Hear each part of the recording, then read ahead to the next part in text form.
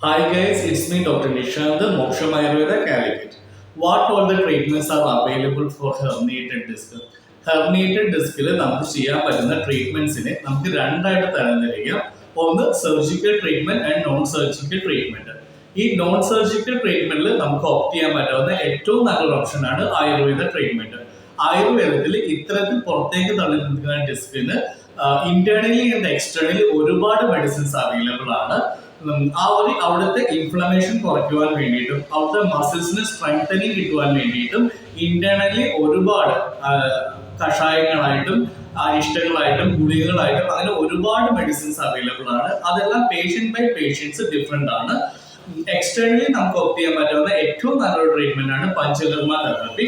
Panchakarma therapy വഴി ആ ഒരു പുറത്തേക്ക് തള്ളി നിൽക്കുന്ന ഡിസ്കിനെ സ്വസ്ഥാനത്തേക്ക് എത്തിക്കുവാനും അതിന്റെ ഒരു ബൾജിങ് കുറയ്ക്കുവാനും വളരെ നന്നായിട്ട് കഴിയാറുണ്ട്. പക്ഷെ എപ്പോഴും ശ്രദ്ധിക്കുക, ഇത്തരത്തിലുള്ള പഞ്ചകർമ്മ തെറാപ്പി ഒരു സർട്ടിഫൈഡ് ഡോക്ടറുടെ കീഴിൽ വേണം ചെയ്യാൻ വേണ്ടിയിട്ട്. ഇല്ലെങ്കിൽ ഇഞ്ചുറിക്കും കണ്ടീഷൻ സിവിയർ ആവാൻ വേണ്ടിയിട്ടും സാധ്യത കൂടുതലാണ്.